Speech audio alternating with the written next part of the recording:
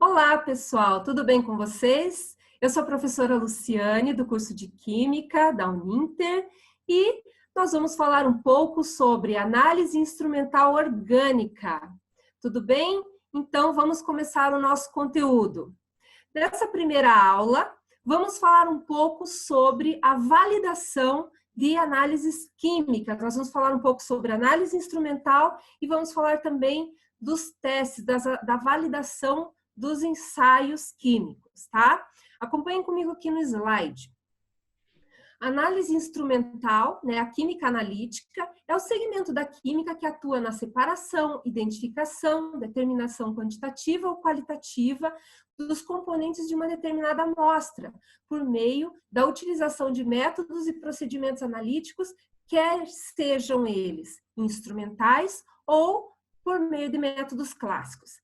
Mas, professora, eu já ouvi isso em algum lugar, eu já vi esse filme antes. Sim, quem está acompanhando as outras disciplinas anteriores de química analítica, enfim, a gente vai falar, vai bater sempre nessa tecla, que a química analítica, ela se divide em análises clássicas, que são aquelas análises de bancada, com instrumentos analíticos comuns, como vidrarias, buretas, pipetas, balanças, e tem as análises instrumentais, que requerem equipamentos mais sofisticados, como espectrofotômetros, como espectrômetro de massa, cromatógrafos, certo? Então, vamos lá ao nosso próximo slide.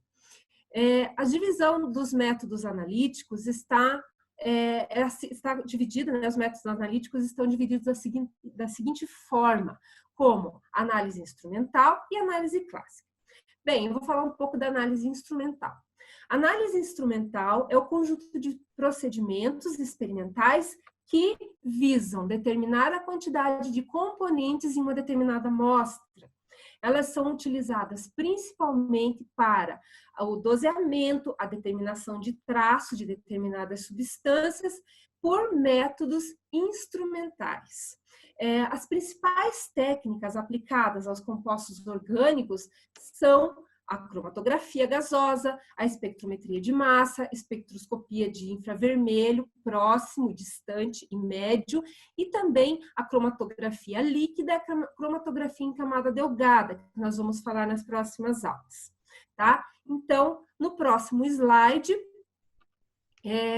eu vou falar também sobre os métodos instrumentais. Eles são principalmente utilizados em análises rotineiras e de larga escala. E os equipamentos, eles normalmente são de elevado custo e necessitam da capacitação técnica dos seus operadores. Então, muitas vezes são equipamentos caros, ou seja, a maioria das vezes são equipamentos caros e requer capacitação técnica e também uma manutenção, um plano de calibração. Eles são utilizados principalmente em microanálises, ou seja, aquelas análises em que a escala, né, da amostra está na faixa de microgramas. Então, muitas vezes utilizam-se balanças com 3 casas decimais, com 2 casas decimais, e também micropipetas, microseringas, para a administração dessas amostras dentro do equipamento, tá? Então, no próximo slide, aqui está a divisão, né, a classificação das análises. Então, as análises, elas podem ser divididas, análises instrumentais, logicamente, são divididas em métodos eletroanalíticos, que são métodos potenciométricos ou condutimétricos, que aí se incluem pH-metro, os potenciômetros, análise voltamétrica, análise de ruídos, enfim, ruído eletroquímico, né? Que são análises que requerem o uso da eletroquímica, tá? Aí nós temos também os métodos espectrométricos. Os métodos espectrométricos são aqueles que utilizam a espectroscopia. Então, muitas vezes as pessoas confundem os termos espectroscopia e espectrometria. espectroscopia é o conjunto de técnicas. Tem a espectroscopia ultravioleta visível, infravermelho e ressonância magnética nuclear. Espectrometria é a medida da análise, né, quando se utiliza a espectroscopia. Então, na espectrometria, quando são análises também de quantificação, nós temos a absorção atômica e a emissão atômica, que são utilizados, né, onde são utilizados, são analisados, né, a análise de vibração eletrônica nas substâncias. Os métodos espectrométricos de ultravioleta visível, também em escala atômica, infravermelho e RMN, infravermelho principalmente a vibração molecular, né, vibração das moléculas, e o RMN trata também do spin eletrônico.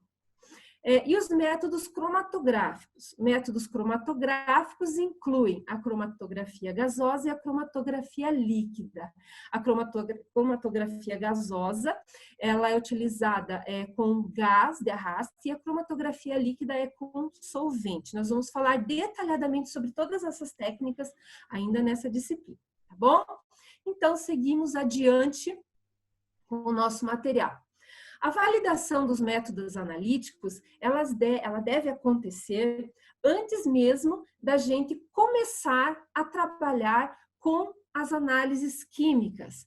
Por exemplo, quando você trabalha em um laboratório químico, tá? E você usa um procedimento analítico, você tem que ter a validação dele, principalmente se você quiser participar de um programa interlaboratorial e de um programa de qualidade total. Então, por que eu estou tratando desse assunto agora? Porque antes da gente entrar nesse conteúdo da disciplina, é importante vocês saberem o que significa validação, tá? E simplesmente a certificação do laboratório. A gente vai falar sobre tudo isso nessa aula, só logicamente que é um pouco rápido, é um conteúdo meio... eu vou fazer ele meio resumido, porque normalmente essa parte é utilizado, são dados assim, alguns cursos para capacitação de colaboradores quando as pessoas vão trabalhar em laboratórios de pesquisa, laboratórios de análise, que buscam a certificação por órgãos de qualidade, como o Inmetro, como a ISO, tá bom? Então, vamos seguir adiante com a validação. A validação, tá, exige principalmente, ela tem que garantir a confiabilidade dos resultados, tá? O que é a confiabilidade dos resultados? É um parâmetro muito importante, né? É um quesito muito importante quando você trabalha com análises químicas. Por quê? Por exemplo, se você trabalha num laboratório químico que presta serviços, tá? Um laboratório terceirizado que presta serviços para uma indústria de alimentos, por exemplo. Então, você vai fazer análises químicas e essas análises, elas têm que ser garantidas. Porque, senão, você não vai conseguir, como é que eu posso dizer, transmitir aquele resultado com consistência, com robustez, com confiabilidade. Então, a confiabilidade é um aspecto muito importante para a qualidade das medições químicas. Tá? E ela mostra, né, ela demonstra por meio da comparabilidade, a rastreabilidade, confiabilidade, que está sendo cada vez mais reconhecida e exigida pelos órgãos de certificação. Tá? Então, por isso que quando a gente fala em você ter uma certificação, ISO 9000 ou ISO 17025, que é o caso dos laboratórios de calibração, laboratórios de ensaio, você tem que ter confiabilidade dos seus resultados, você tem que compará-los, né? E você tem que fazer todo um procedimento para que esses resultados tenham consistência, tá bom? Então, vamos seguir adiante no próximo slide. Eu vou apresentar um pouco os conceitos de validação de métodos analíticos. Bom, a Anvisa, né, segundo a Anvisa, a validação deve garantir, através de estudos experimentais, que o método atenda às exigências das aplicações analíticas, assegurando a confiabilidade dos resultados. Olha aí a confiabilidade de novo. Então, por isso que existe a validação. A validação, ela vai garantir a confiabilidade. Segundo a ISO IEC 17025, que trata principalmente da validação dos métodos analíticos e certificação de laboratórios, acreditação de laboratórios de ensaios, diz o seguinte, que a confirmação por testes e apresentação de evidências objetivas que determinados requisitos são preenchidos para um dado uso intencional, ou seja, a validação, ela confirma que esses resultados, que os resultados fornecem os requisitos para um determinado uso. Então, a validação, ela garante, né, a confiabilidade dos resultados. Então, próximo slide. Existem alguns tipos de validação de ensaios. A validação do ensaio pode ser feita no laboratório, no próprio laboratório, que se chama in-house validation. Ela consiste das etapas de validação dentro de um único laboratório, seja para validar um novo método ou algum outro método que tenha sido desenvolvido localmente para verificar que o método adotado de outras fontes está bem aplicado. É o caso, por exemplo, da reprodução de resultados em artigos científicos. Muitas vezes você precisa defender a sua tese, a sua dissertação, o seu trabalho de conclusão de curso, e você vai fazer alguns ensaios. Então, a validação é feita dentro do próprio laboratório para saber se aquele método, né, aquela publicação, né, aqueles resultados que constam na publicação, eles se confirmam por aquela metodologia. Tá? Próximo tipo de validação é a validação completa, full validation. Ela envolve as características de desempenho de um estudo interlaboratorial que é utilizado para verificar como uma metodologia se comporta com uma determinada matriz em vários laboratórios, estabelecendo então a reprodutibilidade da metodologia e a incerteza expandida associada à metodologia como um todo. Full validation, a gente diz assim, full validation, validação completa. Full significa cheio, completo, tá? Então, significa que você vai fazer uma validação comparando com outros laboratórios. O que é um interlaboratorial? O interlaboratorial normalmente é um programa, né, um protocolo que os laboratórios muitas vezes participam para a validação de algum produto. Eu mesma já participei de cursos para a formação de grupos de interlaboratorial. Então, todos os laboratórios entram eles analisam uma mesma amostra, tá? Só que com as mesmas condições, certo? Eles vão, todos os laboratórios, eles têm que ser certificados, têm que ter a mesma condição ambiental, a mesma umidade relativa, a mesma temperatura, tem que estar certificada a calibração dos equipamentos e são realizadas aquelas amostras, né, aquelas análises naquela mesma amostra. Então, tem todo um procedimento para o interlaboratorial. Inclusive, tem um procedimento que é para como é que eu posso dizer? O plano de amostragem. O plano de amostragem também ele passa por todo um critério.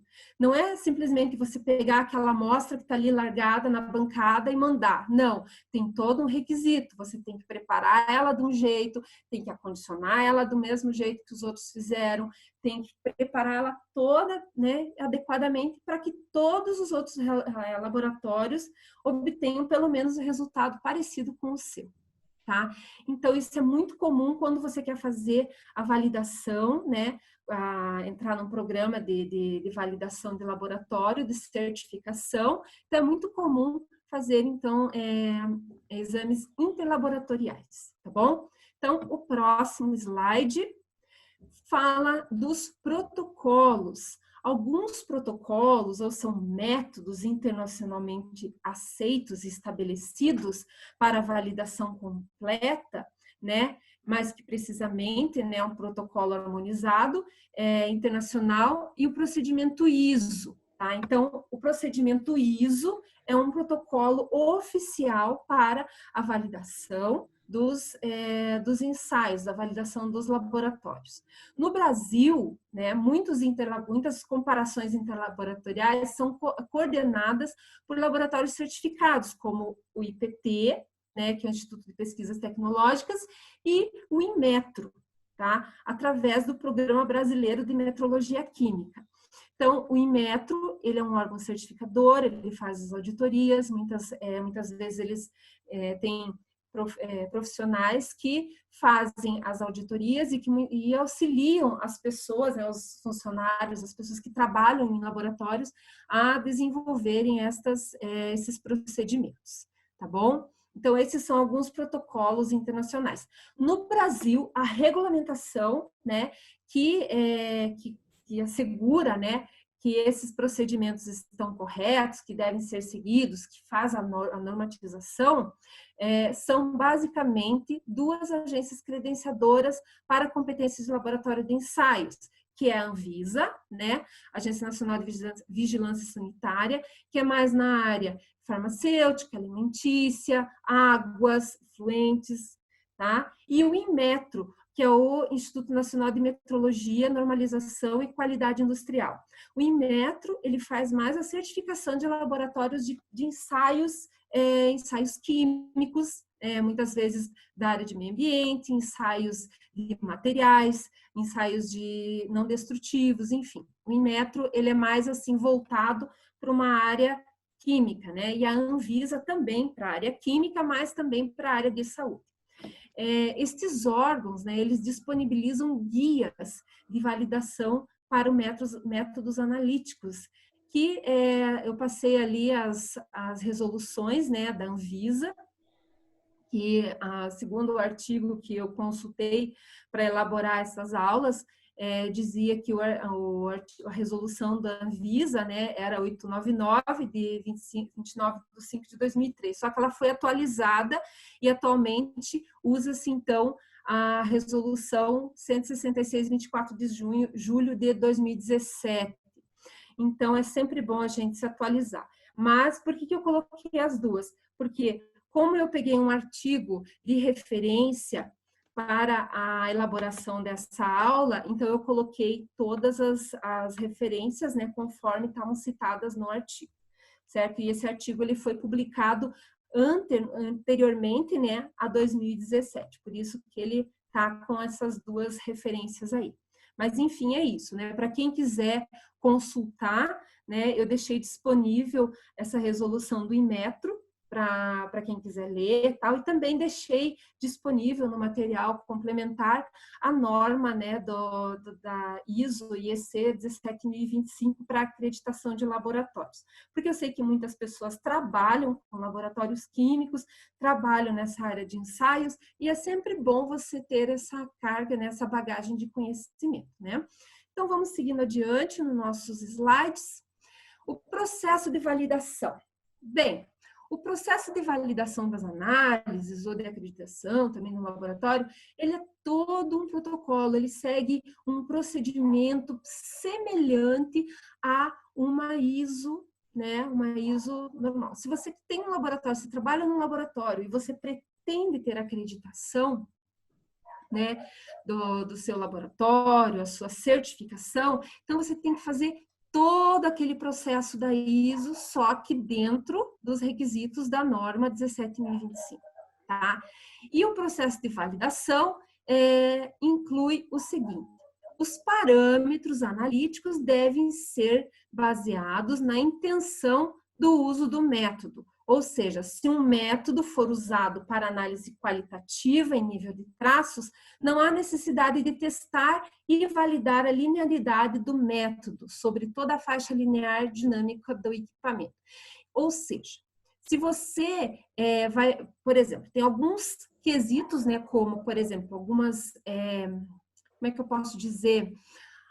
Alguns quesitos mesmo que fala sobre quais são as ferramentas, né, utilizadas para o processo de validação, quais são as etapas, né? Me fugiu, Então, a linearidade é um dos requisitos, né? A linearidade dos resultados é um dos requisitos para você validar a sua metodologia. Então, por exemplo, se um método ele faz a análise em traços, como é o caso, por exemplo, de metodologias microbiológicas, metodologia, às vezes, algumas análises de contaminantes, como arsênio, mercúrio, você não vai encontrar concentrações muito grandes, muito altas desse produto, desse contaminante dentro, por exemplo, de uma amostra de água, de efluentes, né, de lodo. Então, por isso que a linearidade, né, ela não precisa ser esse único quesito para validar a sua análise, né?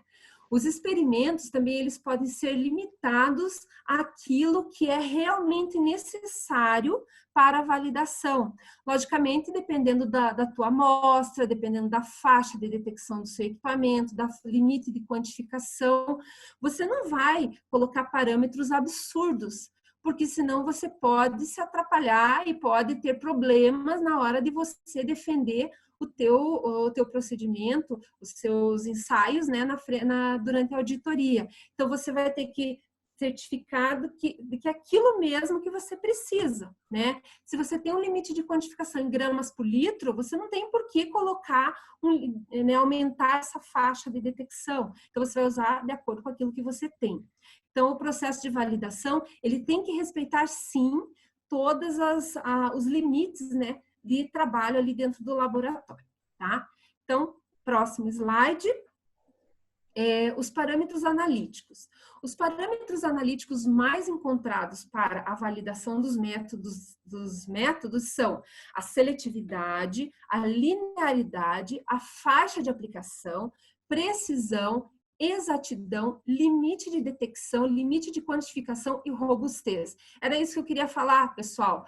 São parâmetros analíticos. Ele falou da linearidade. Então, a linearidade é um dos parâmetros que se considera quando você vai analisar o teu resultado como um todo. Se ele faz, por exemplo, se ele tem uma como é que pode dizer, linearidade, você observa isso em gráficos, né? Se o gráfico é linear, se ele obedece uma tendência, entendeu? Então, isso que quer dizer a linearidade. Então, esse é um dos parâmetros analíticos que são levados em consideração quando você vai validar o teu resultado, tá? Então, seguindo, a seletividade. Bom, a seletividade é a capacidade de avaliar de forma inequívoca as substâncias em exame na presença de componentes que podem interferir na determinação. Então, observem ali no desenho que você tem uma população ali, né? Uma amostra, né? E que diz ao lado ali do quadradinho que seletividade é diferente de especificidade. Então, você pode ser uma pessoa seletiva, mas você não precisa ser tão específica, né? Vamos citar um exemplo. Por exemplo, você está procurando uma pessoa para se relacionar, né? Você quer uma pessoa na sua faixa de idade, né? Se você tem entre 30 e 40 anos, você vai querer uma pessoa na sua faixa de idade. Se você tem curso superior, então você quer pelo menos uma pessoa que tenha terminado o ensino médio e tenha o curso superior, pelo menos cursando ou concluído ou com mestrado, por exemplo, uma especialização. Se você tem você trabalha, então você não vai querer uma pessoa que não trabalhe. Então você está sendo seletivo. Aí você já reduziu, né, de uma população inteira, você já reduziu para um pequeno grupo, né? Então aí você tem a seletividade. E numa metodologia é exatamente isso. Então tem um método que é seletivo. Ele vai, por exemplo, o método espectrométrico, ele vai atender determinados tipos de substâncias. Como, por exemplo, a espectroscopia de infravermelho, ele vai atender a substâncias que respondem naquele comprimento de onda, naquela faixa vibracional, de frequência ali do espectro da luz infravermelha, tá? Da mesma forma que você tem os outros ensaios. Então, a seletividade é mais ou menos isso, tá? Então, seguindo adiante, nós temos Ah, tá, ainda tá continuando, tá? Desculpa. É um método instrumental de separação que produz a resposta para uma única substância de interesse. Olha aí, pode ser chamado de específico, e um método que produz a resposta para vários compostos químicos com uma característica em comum pode ser chamado de seletivo. Então, olha a diferença entre seletividade e especificidade, tá? Específico é aquele que vai dizer, não, é isso aqui. Dentro de um cesto de abobrinha, eu quero achar uma banana. Tá lá a banana, tá? Agora, a seletividade, no caso, ele vai dizer, vai mostrar um grupo ali dentro daquele todo, tá bom? Então, seguindo adiante. A linearidade, né? Eu falei da linearidade antes, agora eu vou falar falei da seletividade, agora eu vou falar da linearidade. A linearidade é a capacidade que um método fornece, né? Tem de fornecer resultados diretamente proporcionais à concentração da substância analisada dentro de uma determinada faixa de aplicação. Matematicamente, a estimativa dos coeficientes de uma curva analítica a partir de um conjunto de medições experimentais pode ser efetuada usando-se o método matemático conhecido como regressão linear. Então, normalmente, você tem uma amostra, você vai analisar a tua amostra, tá? Aí tem vários pontos ali fora, né? Ou você tem uma curva, digamos, né? Uma curva, certo? Aí você quer linearizar o seu resultado, a sua amostra. O que você faz? Você tem um instrumento lá no Excel mesmo que você pode calcular o R ao quadrado da sua reta, da sua curva, para saber qual que é a linearidade. Normalmente a gente usa lá uma ferramenta no próprio Excel, né, que faz o gráfico e você coloca todos os resultados ali e ele vai dizer qual que é o teu R ao quadrado. Se for próximo de 1, é porque tá tudo bem. Se for distante, você precisa mexer alguma coisa ali ou tem algum ponto fora da reta, tá? Então, seguimos adiante nosso conteúdo. Olha aí, ó. Além dos coeficientes de regressão A e B, também é possível calcular, a partir dos pontos experimentais, o coeficiente de correlação R. Olha ali, ó, o coeficiente de regressão, né, A e B, que você pode fazer ali na sua curva, né, coeficiente angular, coeficiente linear, e o R é aquele coeficiente de linearidade ali, de correlação. Tá? Então, nós temos aqui a faixa linear, nós temos um gráfico que mostra a resposta, né, de um determinado ensaio, né, determinação gráfica das curvas de linearidade, através da curva analítica clássica, né, e nós temos o gráfico da razão sinal concentração. Então, aqui nós temos uma reta, né, que ela já foi linearizada, e aqui nós temos a faixa, né, que pode ser a faixa linear. Você pode ver que aqui ela é meio tortinha, né? As análises elas são meio os resultados apresentaram elas são meio tortuosos ali. Só que para saber qual que é o coeficiente de correlação R que eu falei, você usa aquela ferramenta no Excel que vai calcular o R quadrado e ele vai linearizar o teu resultado. Pode observar que ali, né, no 3, ali entre 3,2 e 3,2, 3,0, tem uma reta. Então, significa que aquela reta ali é o que vai dar o coeficiente de relação R da sua análise, né, da sua amostra. Só que ele não apareceu qual que é o valor, né? Então, normalmente, eu acho que esse valor aí saiu tá bem longe do 1 ali, né? Mas, enfim, vamos lá. Né? Então, seguindo. Também existem alguns métodos de padronização de amostras. É necessário, né, alguns métodos de padronização de ensaios químicos, de análises químicas, análises instrumentais. Então, normalmente, a padronização acontece quando você vai fazer uma análise química e você vai usar um padrão para comparar a tua amostra, tá? Para ver se tem aquela determinada substância que você está investigando. Por exemplo, você tem um cromatógrafo, né? O cromatógrafo a gás. Aí você quer analisar lá um benzeno, por exemplo, tá? Só que você tem uma amostra com várias coisas misturadas. O que você tem que fazer? Você tem que colocar primeiro o teu padrão, você tem que ter aquele no banco de dados do seu equipamento, né? Você vai ter o padrão que você vai analisar e você vai colocar a amostra. Aí, quando você inserir, né, injetar aquela amostra ali, ele vai buscar lá no banco de dados qual que é a curva padrão. E isso se ele tiver um padrão interno. Agora, se ele não tiver um padrão interno, tá? Que foi já calibrado no equipamento, que já está lá no software, armazenado, que a pessoa vai comparar e gerar um gráfico, você vai precisar fazer uma padronização externa. O que é isso? Bem, uma padronização externa não é nenhum bicho de sete cabeças, tá? Então, você vai pegar o teu equipamento, né? E vai pegar a sua amostra, preparar de acordo com, né, o teu procedimento analítico e vai injetar a amostra. Só que você sabe, você espera encontrar o benzeno lá dentro. Só que o teu equipamento não está calibrado para o benzeno, mas você vai usar mesmo assim. Então, o que acontece? Você vai injetar a amostra e lá, quando sair a curva, né, você vai ter, quando sair o resultado, desculpa, quando você tiver o sinal lá, né, você vai obter um gráfico mais ou menos semelhante a isso aqui, ó, tá? Essa parte aqui embaixo. Então, você vai observe ali que tem vários picos.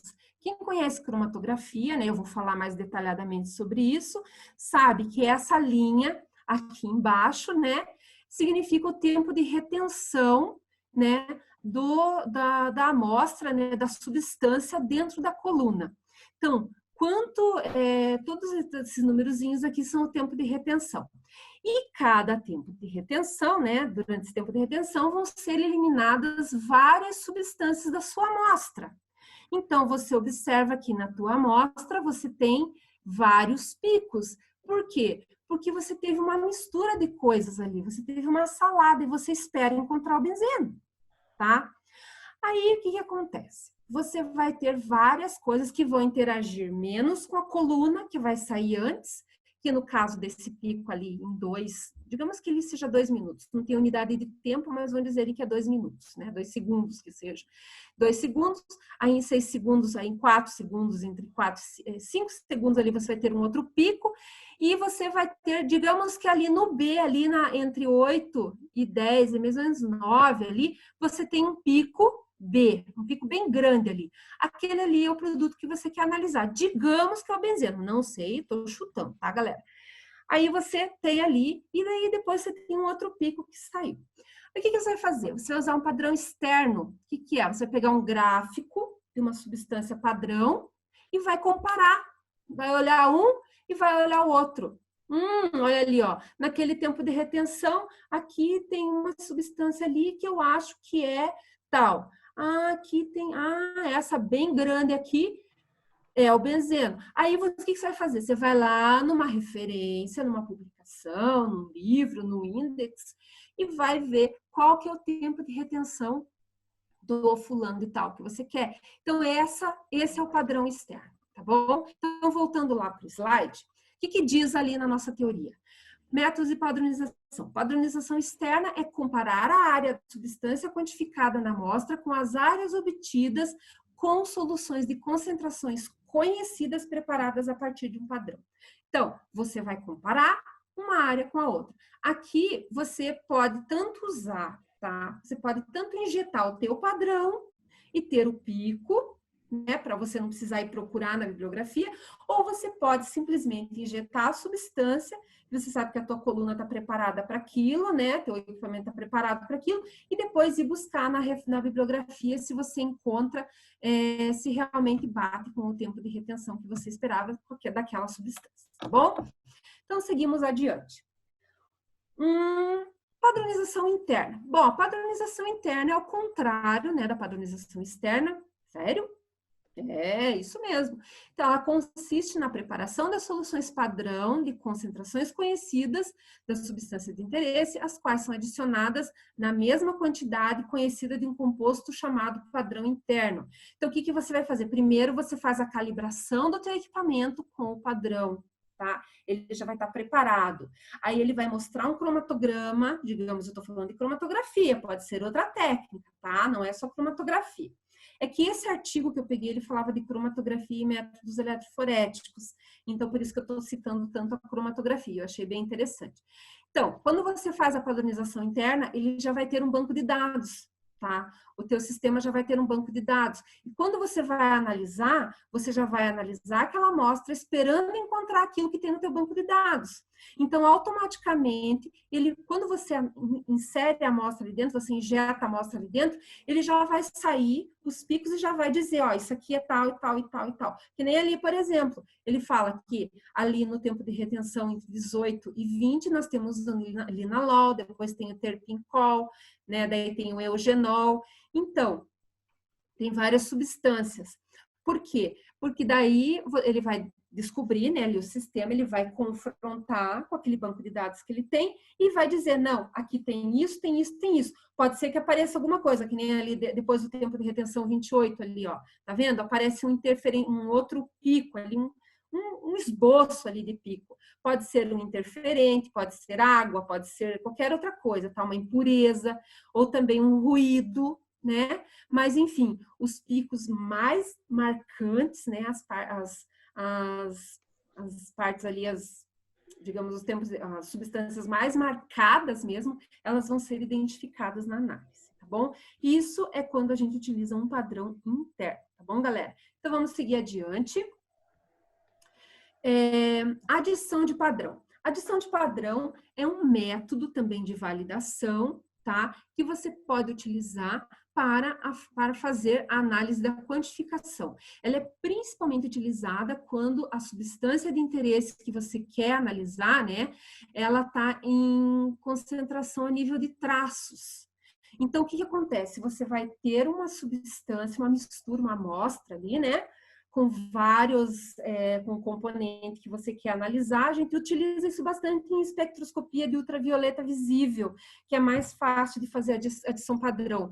Absorção atômica, por exemplo, quando você tem um componente que é muito pouco ali. Então, você vai adicionar uma quantidade conhecida do padrão naquela amostra, tá? E você vai ter o resultado. Só que você sabe que a quantidade que você adicionou ali, a concentração que você adicionou conhecida, é da tua amostra. Daí você vai reduzir, vai diminuir, né? Fazer uma continha ali, subtrair do total, o que sobrar ali, o resto, no caso, né? O resultado é a concentração do produto na sua análise, tá? Da substância que você está analisando. Então, a gente utiliza a adição de padrão quando se tem concentrações muito pequenas. Tá? Quando você quer fazer, por exemplo, uma curva de calibração, você vai fazer uma curva de calibração, você usa concentrações conhecidas. Só que quando você vai fazer uma adição padrão, no caso é para a amostra, né? Então, vamos lá, né?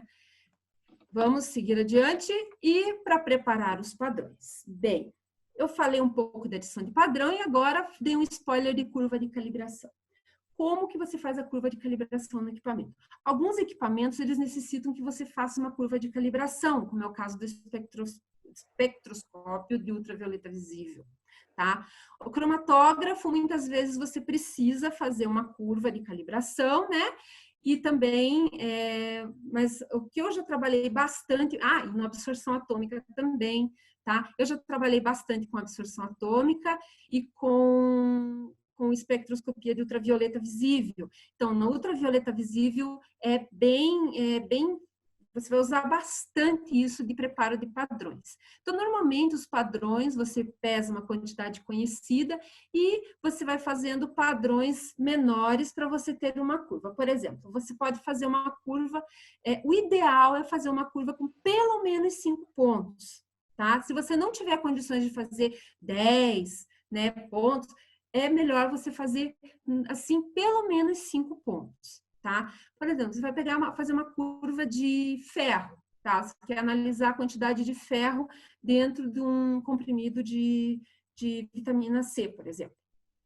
você vai fazer uma curva de calibração do teu equipamento para você conseguir medir ali a concentração do teu ferro. Então, primeiro você prepara uma amostra concentrada, digamos ali, a solução de estoque. Observe ali, ó, tem um desenho ali que eu estou falando, né? O desenho ali tem a solução de estoque que tem uma concentração X, tá?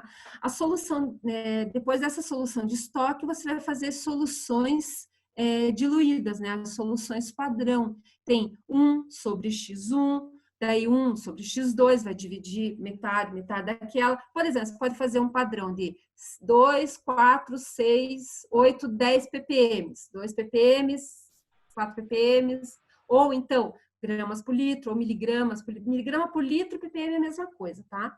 Então, parte por milhão e miligrama por litro é a mesma coisa. Então, você pode fazer uma solução de 10 miligramas por litro, daí você vai diluir, fazer uma de 2, 4, 6, 8, 10, né? Então, aí você vai diluindo, fazendo diluições sucessivas, e daí você vai analisar cada uma delas. Então, aí você vai ter uma curva no teu equipamento, que é para fazer, daí depois que você fizer essa análise, você vai analisar a tua amostra.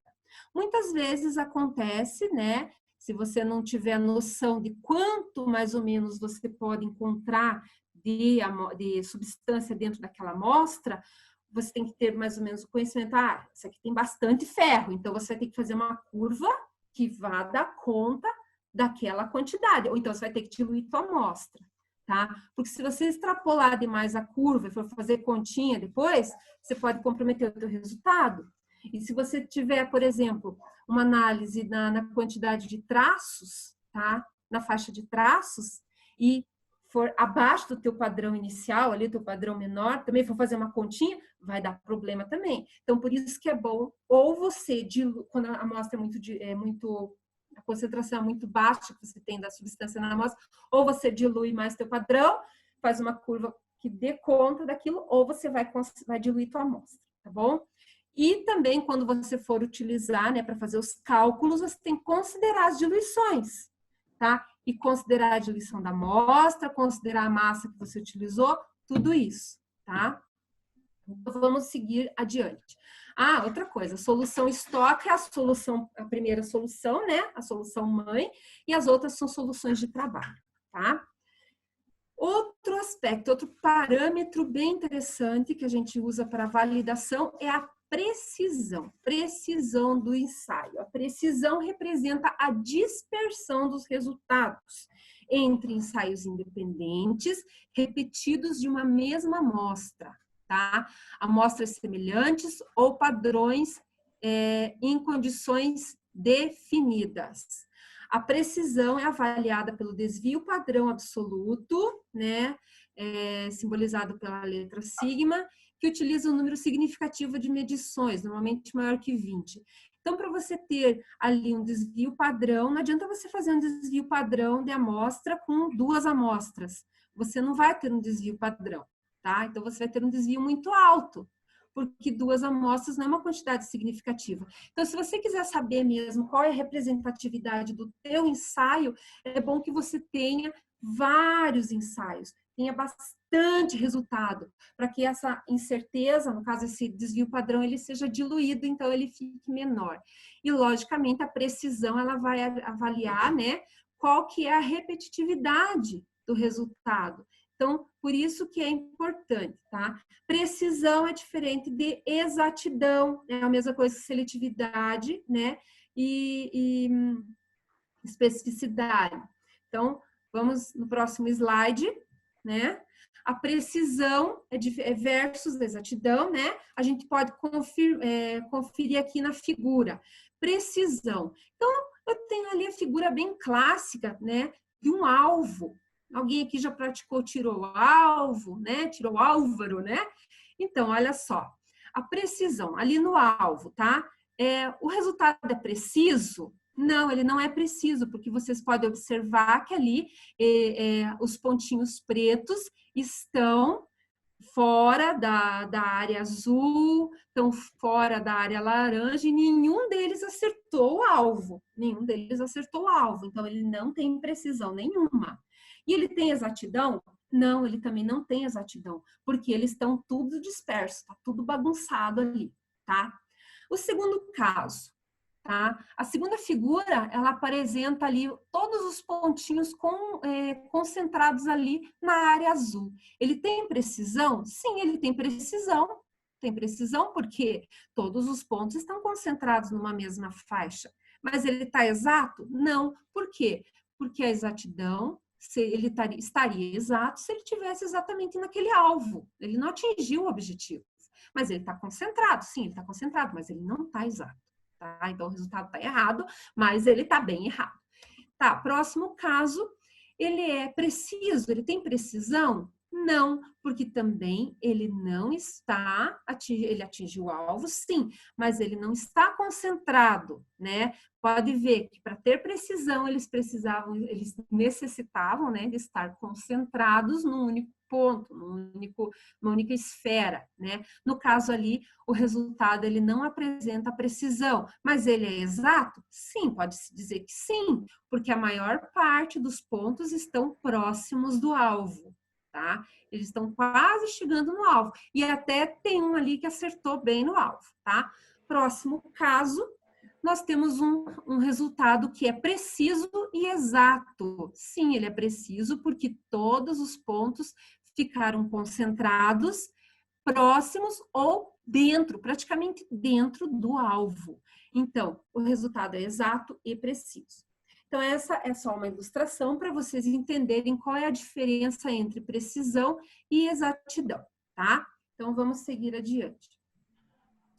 Limite de detecção. Bem, o limite de detecção é um parâmetro também que é muito utilizado na análise instrumental, que representa a menor quantidade a ser detectada, mas não necessariamente quantificada, podendo ser determinado de 3 maneiras.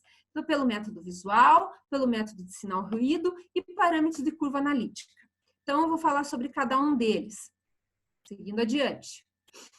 O método visual, né, ele fala sobre, ele vai mostrar uma matriz com adições e concentrações conhecidas de interesse, de modo que se possa distinguir entre um ruído e um sinal analítico. Então, você vai olhar, né, simplesmente o gráfico e vai ver se ele está dentro daquele padrão, daquele parâmetro ali, tá? Sinal ruído é feita uma comparação entre a medição de sinais de amostra em baixas concentrações, conhecida como composto de interesse ou uma matriz em branco. Então, sinal ruído você vai fazer em relação a um branco, certo? Branco, né? Normalmente você utiliza a mesma, você vai fazer a mesma metodologia com água ionizada, por exemplo, ou com uma amostra de branco, né? Que a gente diz branco, sem a concentração do composto ali. Então, é só para você ter a noção de que realmente o teu teste está saindo nos conformes. Então, próximo.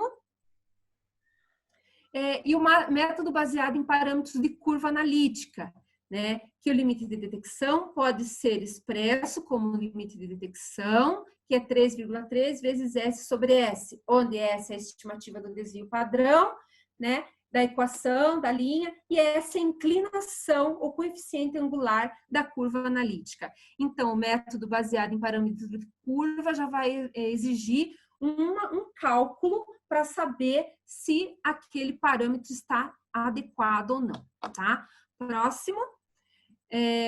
O limite de quantificação. Se o limite de detecção era o limite não necessariamente a ser quantificada, era o limite de detecção do seu equipamento, o limite de quantificação representa a menor concentração que pode ser medida de uma dada amostra, utilizando um determinado procedimento experimental. Lembre-se, o limite de detecção não é necessariamente o limite a ser quantificado, é o limite do teu equipamento. Limite de quantificação é o limite que você pode, né, pode analisar da sua amostra. E ele é sempre expresso em unidades de concentração, sendo que a precisão e a exatidão das análises sempre devem ser registradas. Aí, nesse caso, você tem que saber qual que é a incerteza do teu equipamento, qual que é o desvio padrão da tua amostra, entendeu? Para que você saiba qual é o limite de quantificação. Normalmente, você vai, para você saber qual que é a variação, no caso, né, da sua análise, você tem que conhecer qual que é o limite dos teus equipamentos, por exemplo, a balança, qual que é a incerteza da tua balança, a incerteza da tua pipeta, a incerteza do teu equipamento, blá, blá, blá, essas coisas todas, tá? Termômetro, blá, blá, blá, tudo isso que você for usar, tem uma incerteza combinada, tá? Então, vamos lá. E para finalizar um pouco essa aula, né? Finalizar um pouco é ótimo, né, pessoal? Então, eu proponho para vocês a seguinte prática. Vamos lá. No que diz respeito à validação, metodologia da legislação vigente, tem várias, né? Tem várias nuances e diferentes interpretações. Parte dessa característica é intencional, pois permite adaptação a cada tipo de problema, ou seja, a norma ela não é estanque, ela pode ser adaptada para cada tipo de problema, cada realidade. E por isso a legislação brasileira tem sido melhor definida nos últimos anos por meio das resoluções e recomendações de Metro e Anvisa, inspiradas nas diretrizes do grupo Euraquem, que são grupos alemães, né? Então, na prática, então, né, como eu vou propor uma prática para vocês, é que vocês leiam o material que eu deixei lá como complemento na rota de aprendizagem, né? E se vocês trabalham em algum laboratório químico ou desenvolvem algum tipo de trabalho, algum tipo de pesquisa, ou pretendem realizar isso, né, trabalhar com isso, então já vão se adaptando, vão entendendo melhor quais são as nuances, né, desses procedimentos, quais são os requisitos para que você consiga entender, interpretar melhor os resultados. Tá bom, pessoal? Então, por enquanto é só. Espero que vocês tenham gostado desse conteúdo e continuem com a gente na química analítica, né, na análise instrumental orgânica. Até mais. Tchau!